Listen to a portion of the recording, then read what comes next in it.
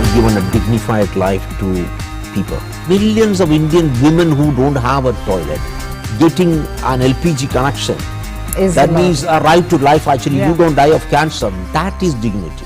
For a girl, for people who have never entered a hospital ever, a private hospital, to be allowed to go to the best hospital, that is for me dignity.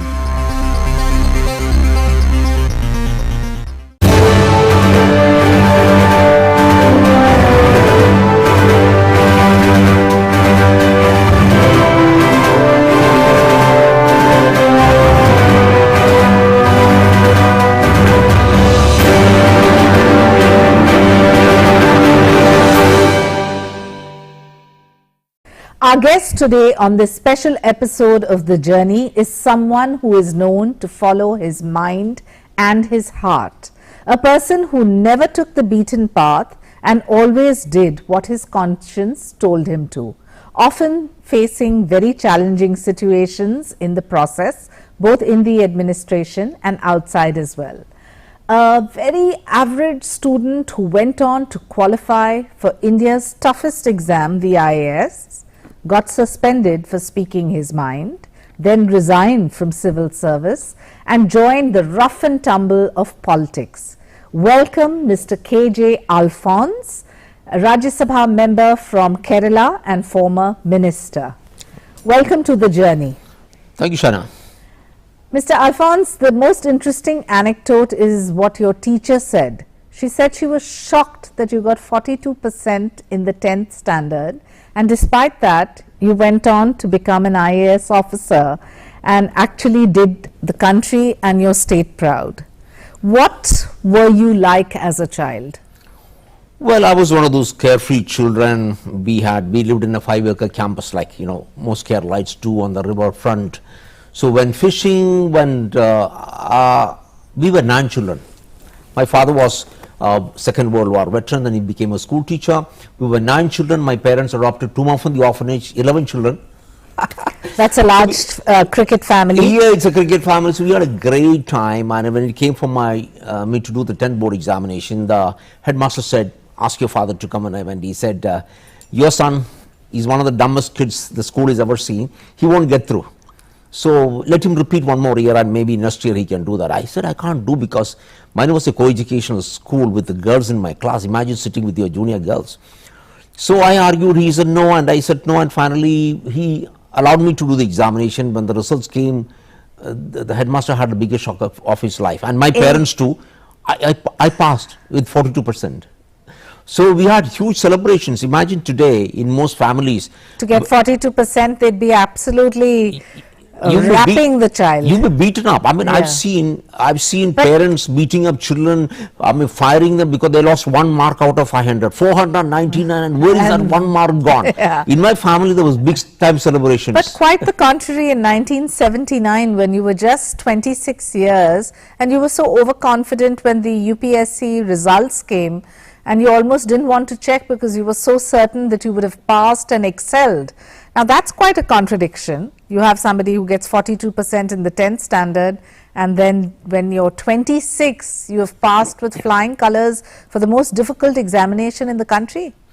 Yeah, so it's been a long journey from getting this 42% and being mocked by everybody, and then to the results, IAS results coming, and me not going to the UPSC office because I was in Delhi, or even looking up in the newspaper, because that was a long journey of actually discovery. Because when I got this 42% and my teachers told me I'm dumb, I asked myself, am I really dumb, or am I worth something more? So sitting on the river, Manimala, I'm from Manimala village, on the river, I said, I'm intelligent, I said, I have talents, and then I'm going to prove myself. So it's been a long journey. I didn't know English. I took the Oxford dictionary, learned English every day, 25 pages. Then I spoke to the wall, and then I wanted to become an orator. So you did actually work hard. It wasn't luck by chance. I worked extremely hard. Let me tell you one of the incidents. And after learning English, I wanted to become a debater. So college, after long preparation, I come on the stage. First, of course, as soon as I started, 2,000 students, they started howling. Then they started throwing papers at me. I didn't stop. Then they started throwing books at me. By the time I finished my speech, there were 250 shoes on the stage. Isn't that the beauty of a democracy? And then most people would have given up. I said, no, I want to be a debater. I want to be an orator. Eventually, I practiced, got small little prizes. For a long time, didn't get a prize, then got small prizes. Eventually, I became the best inter-university debater in India for 3 years. Never give up. I realized I got to decide, I got to make it work, I got to make it hard. I'm going to get there, whatever the question. So it was hard work, it wasn't luck by chance. Not at all, not at all. It is a question of, I think, believing in yourself, that you are intelligent, you are capable, you have a dream. But that same child who didn't study in standard 10 went on to study pretty much all his life. Yes, and even talking about the IAS examinations, I had only 9 months to write the examination, and those days we had to do 8 papers. There was only main examination. There was no preliminaries, and I had to take 3 subjects. And I'm a student of economics, and I loved economics, but economics was not a scoring subject, so I took history, sociology, philosophy, just studied for 9 months, and I was so confident that I was going to get through. And eventually, of course, I topped the written examinations. Interview, I spoke all against the government. So I I mean, that's typically me. Yeah, but so I was just going to say that's so typically you, because you've got this kind of foot and mouth disease, if one might say so, time to time and again. That is a very cruel word, foot and mouth disease. No, I would say I'm pretty daring. I've always been gutsy. I've spoken my mind.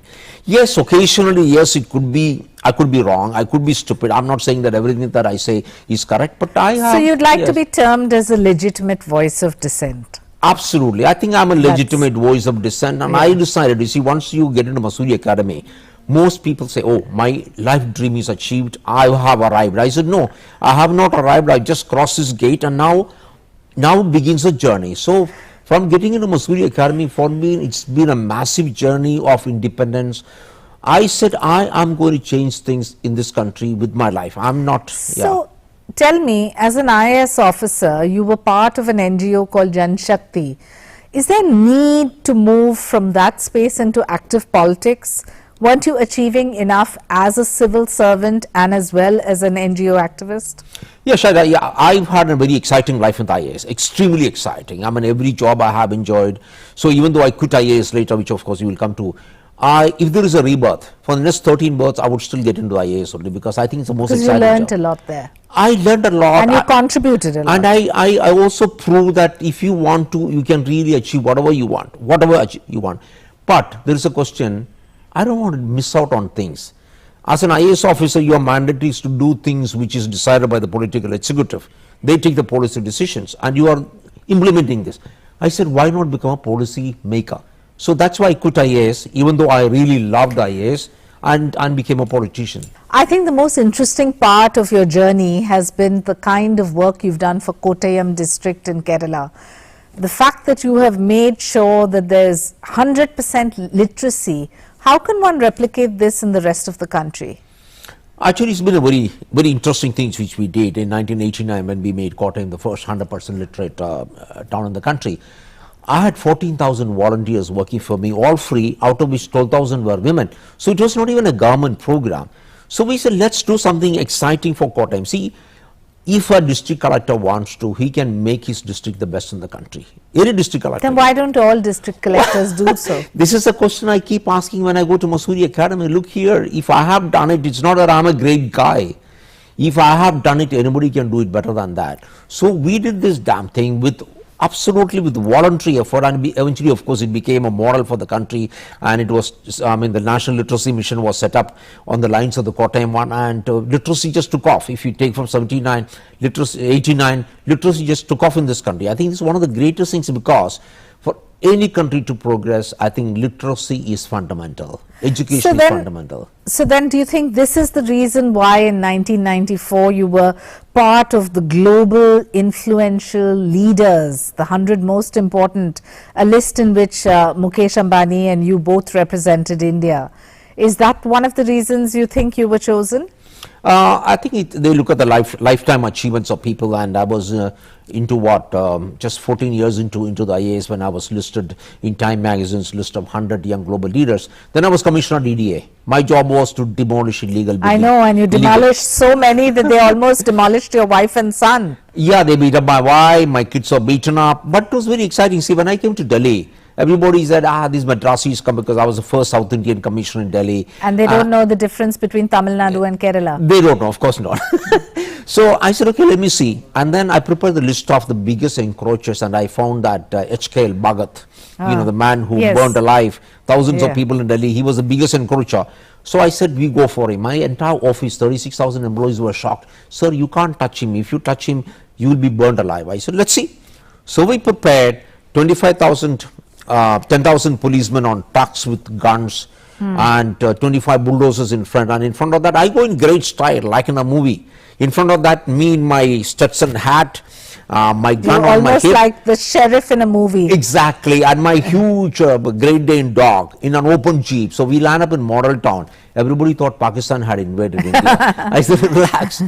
Over the next 36 hours, we demolished, we reduced to dust 200,000, 2 lakh square foot building belonging to KJ Alphons. And of course, over the next 5 years, we demolished 14,310 illegal mansions in Delhi. I don't touch slums, because where do the poor people go? I won't say I did all this myself. I had my employees who really believed in me. I didn't speak much of a Hindi. But despite that, you left the IAS, and then in 32 days, you were the MLA. So what was that transition? See, Shaina, life has been very interesting. In fact, I believe anybody who does good job, people will appreciate. So in 2006, somebody suggested the elections are coming. I was giving a lift to somebody who happened to be a cousin, and he said, the elections are coming, why don't you contest? I said, don't be crazy. I have 8 years to go. I'm the batch topper. I'll become chief secretary. Why should I? And I have a very good job as land revenue commissioner. By the time I landed up in Kanjarappalli, my hometown, he convinced me that I should quit.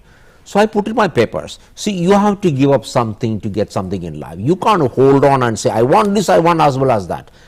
I quit, and everybody said I'm going to lose badly. I spent only 9 lakhs on my elections, and on 32nd day I won with the 4th largest majority. And then I went on to define what an MLA can be. In Kerala, most MLAs only attend marriages and funerals. I said, I'm not going to attend any of this. I stayed in a small little room in the rest house. I drove my own car. I didn't have a driver. Out in the villages every day. It was so exciting. I mean, why did you join the Bharatiya Janata Party? Who were you inspired by, and why this transition from this independent, legitimate voice of dissent into somebody who had to actually toe a party line? See, in Kerala, even though I was an independent MLA, I was supporting the left, and they were supporting me. So in 2011, when I had almost finished 5 years, and the left was nominating candidates, mine was the first name to be announced by the LDF on 16th of March. Then I said, no, I don't want to be contesting again. I said, I want to work to make somebody whom I admire as the Prime Minister of India, Mr. Narendra Modi, who was then the Chief Minister of Gujarat. Right. And everybody said, you are crazy, you are about to become a minister. This time you will certainly be a minister. And the Chief Minister, the party secretary, Mr. Pinarayi Vijayan, who is the present Chief Minister, called me, Alphons, don't leave. You take any portfolio you want, because we like you, you've done good work. I said, no, India needs a good Prime Minister who can do things, who will not steal. So I am basically a Modi admirer. So I left. Like the rest of the country. Like the rest of the country. I mean, the Prime Minister's popularity even today is incredible. He's the most popular global leader. Your crusade against corruption, could that be something which is in common with the Honorable Prime Minister's views? Or was it about a uniform civil code? Or was it about the Ram Mandir? Ideologically, what are the issues which you think made you align with the BJP? See, they asked me, what is it that you're looking up to Modi? I said a couple of things. I said, I want food on every table. And I want every child to go to school, and I want a job for everybody, and I want India to be a modern country. And I said, the only person who can do this is Mr. Narendra Modi, and I think this is why I'm here. He is a dreamer. He dreams for India, and he does things. It is not about slogans. He has proved over the past 7 years that he just delivers. He works so hard, and the kind of sense of determination with which he works, and the way he delivers, I mean, it's just incredible. Imagine 11 crore toilets. Imagine 2 crore houses. Imagine 10 crore LPG gas connections given. Imagine 17 lakh people enrolled in the Health Ayushman Bharat program. Imagine 43 crore people empowered with an account, and to which 21 lakh crores have been transferred. You tell me any other chief executive of a country I'm calling him chief executive. That's the way I see it. Who's delivered this kind of a thing? The numbers are amazing. Yeah. And the way it percolates down to the poorest of poor. Do you think these are the schemes that have actually made India accelerate? And your book, Accelerate India, which is actually a chronicle of 7 years of this government and dispensation. Do you think that is summing up the good work which has happened?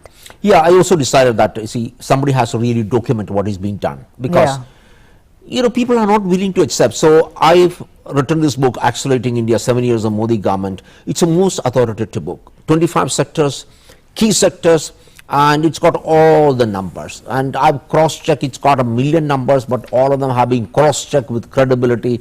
It's an account of what Modi ji has done. See, if you look at India, there is an allegation by the opposition that Modi government is all for the rich. Actually, it's the other way. Only if you look at it. No, That most of the money has been spent on the poor. Even the other things like construction of roads, who's benefited the most? When you construct a road, when you construct a port, when you construct an airport, it is just not the rich people, it's the poor people who get jobs there. It's an infrastructure which is created for everybody, from the poor to the middle class to the rich people. You are creating a modern country. So the kind of things which he's dreamt of, which he's been able to convert those dreams into reality, are just incredible. So I thought somebody has to document. I spent great effort, and I think it's the most authoritative book on the Modi government. And I challenged the opposition even in the parliament the other day. Where did you get your statistics from? Lot of it is from the government, lot of it is from available in the public domain. So what one sees, Mr. Alphons, is whenever there's statistics, and if the statistics are in favor of the current dispensation, people question it and they say, these are not accurate numbers. And moment you have something where there is speculation, it leads to a lot of controversy. Do you think you've been controversy's child too? No, you see, I think if there is a controversy, you got to take it head on. Now, if you see my speeches, and I'm a fiery speaker in the parliament, I'm not like this, a very mild guy being, chivalrous. I am fire in the parliament. I take on, but all my speeches, if you see, are number based. I generally speak on the economy, the macroeconomic situations. All my speeches would have at least 50 numbers each, and I don't look at anything. I don't refer a paper. It's all in my mind. And I challenge the opposition. I've challenged Chidambaram, everybody who's ever spoken against the government. I said, now, these are the numbers. Can you challenge me? And therefore, when you speak with the numbers, people have to believe you. And there is nothing the opposition can do. So the best way to do, I think, for a MP, the best weapon in the parliament is a mic, and take on when you believe in something. So I do my huge background work. So a lot of studying. Lot of studying. Lot of research. You don't speak in parliament before you've done your research. Yes, I do, and all my figures are in my head. So I don't have to I can talk convincingly to people. Mr. Alphons, you were a minister for almost 2 years, and there were a lot of things when it comes to India's cultural diversity, highlighting few issues which may not have happened in the past. Do you think you were able to contribute in such a short span? Yes, I was a minister only for 18 months, and this was towards the 2019 elections. So the tourism ministry doesn't get too much of an allocation from the budgetary allocation. But the tourism ministry's contribution is immense. The revenue from tourism in 2019 was $234 billion, not million, $billion, employing 81 million people, and mostly people from lower class, middle class, and that category. And so it's extremely crucial. So I had to really market India without too much of a money. So I made actually 5 short movies, each 60 seconds each.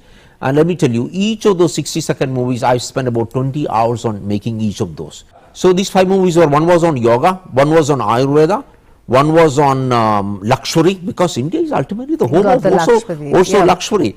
And one was on food, and one was on traditional India. All the 5 movies, 60-seconders, won global awards, all of them. So I could really market India without any huge money, but paying attention to what India was. See, the other day I visited Ellora. After 40. Beautiful. There is nothing under the sun anywhere to compare with Ellora. You need to, absolutely, it's from my home state. And exactly. Yes. And you see, India has so much, so it's a question of marketing. And I think I was really happy sleeping 3 hours a day, doing the job of really selling India. I think. So you chronicle 7 years of the Modi government through Accelerating India, but 25 years down, how do you see India's changed? And where do you see us going here on? See, this is exactly what the Prime Minister has done. He said, now we have reached here 75 years and the achievements are quite remarkable. But then we have to really travel a long way over the next 25 years by the time we reach 100 years. And the Prime Minister has set his mind. He said, these are the critical areas in which we have to make that huge difference. That's where the huge focus on infrastructure, huge focus on job creation, the huge focus in ensuring that people are able to live a dignified life. See, I'll tell you the economic philosophy of the Prime Minister and the government. Two things. Those who can help themselves must be allowed to create jobs, to create industry, number one. Those and the government has no business to be in business. So we will create an environment which will make that easy. Number two, those who cannot help themselves, the government is there to help you, where it is food. Giving food to 80 crore people, free, and or providing medical facilities, or electricity, cooking gas. You take one by one. This is the philosophy of Modi, enabling. You see, it's not a question of murdering a few people, stealing their wealth, taking their wealth and distributing. It's got to be an enabler. Yes, you increase the pie, size of the pie, and let everybody share in that. And it's not just a bottom-down approach, trickle-down effect. No, it starts also from the bottom. It's both ways. So that, you know, we grow faster. So there is now a dream for 25 years. And let me tell you, if Modi is allowed to continue, which I think the people of India will allow him to continue for a long time, this is going to happen. India is going to be a modern country, and where people are going to be an asset.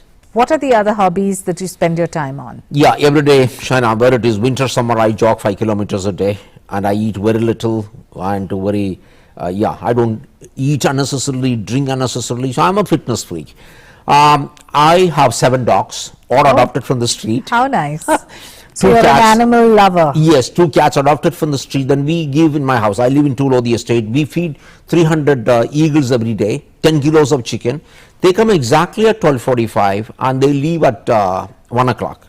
Well, I mean, they are so punctual, not like us politicians. What do you learn from eagles? I mean, see, fundamentally, Vasudeva Kudambakam means what? The entire universe is one. To me, the rivers flowing there, the tree out there, every human being out there, the eagles, the birds, the flowers, they're all part of me. If that is so, how can I love myself if I don't love this entire creation? And all this from the Vasudeva Kudambakam philosophy. I try to practice. Like I have 10 servants' quarters in my house. I have 43 people staying there. All of them, they're like my family. All of them. They eat the same food, wear the same clothes, and we provide all of them education, everything else. So my home is actually a commune. But you will be shocked, Shaina. The other day, I'm possibly the first one in the history of Parliament to speak up for industrialists. I said, people who provide job, they must be respected. Of course, I use also an exaggerated word called worship. Yeah. Anybody who provides a job, from a chai wala, chai ka dukan wala, to an industrialist, small time MSME guy, to the big names, because 2 names were mentioned. I said they must be honored, they must be worshipped. Because it's called distribution of wealth. Exactly. It's called distribution of wealth. The best form of equity is actually job. I also introduced an amendment in the Parliament by which I said this word socialism, which is actually fake socialism, which has been practiced in India, we should replace that with the word equity, where everybody gets a share.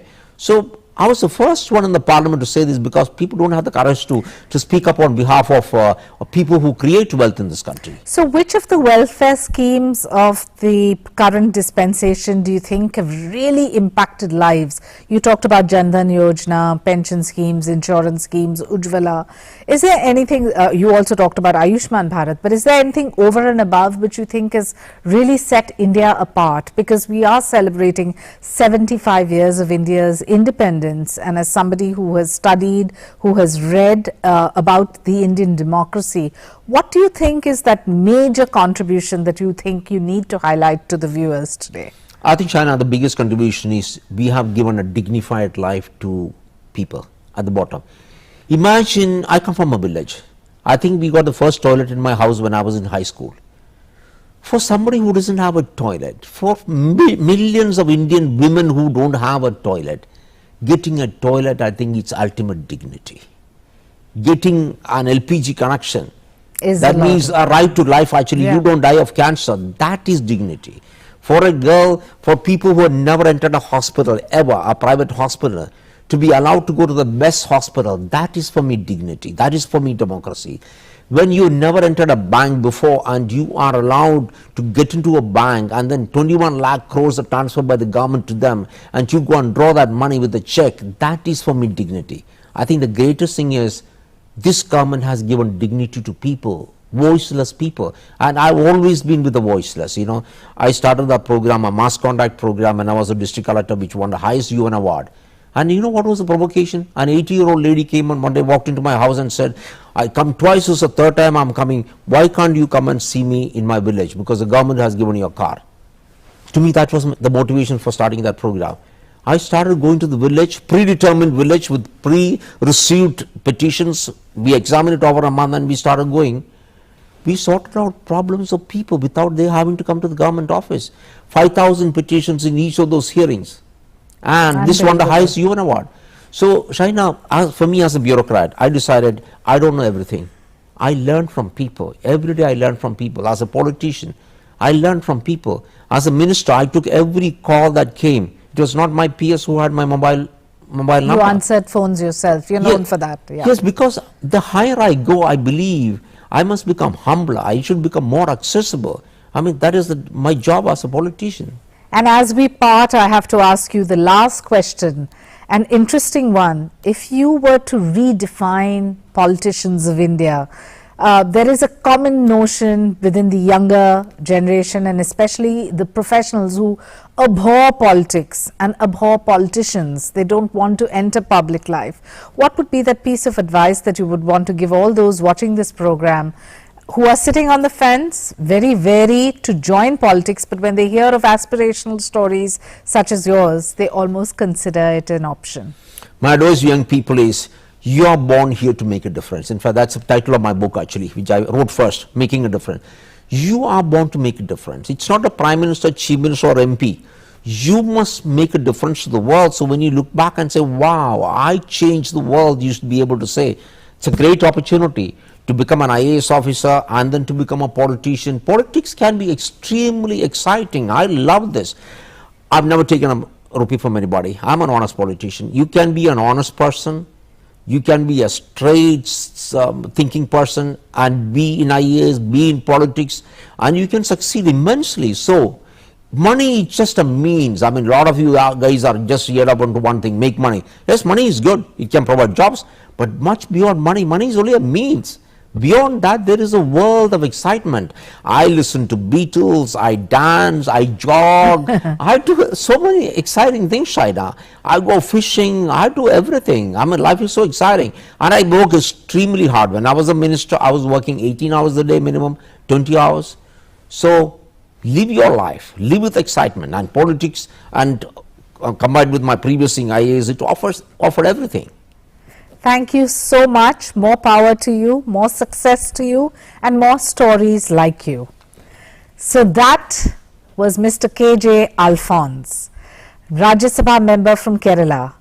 42% in the 10th standard, goes on to become an IAS officer, continues to work as a civil servant and then joins active politics, contributes to his country and shows us that politicians can be different and the journey can be interesting. This is me, Shaina NC, signing off. Next week, we will meet another member of Parliamentarian and hear their story in his or her journey. Namaskar.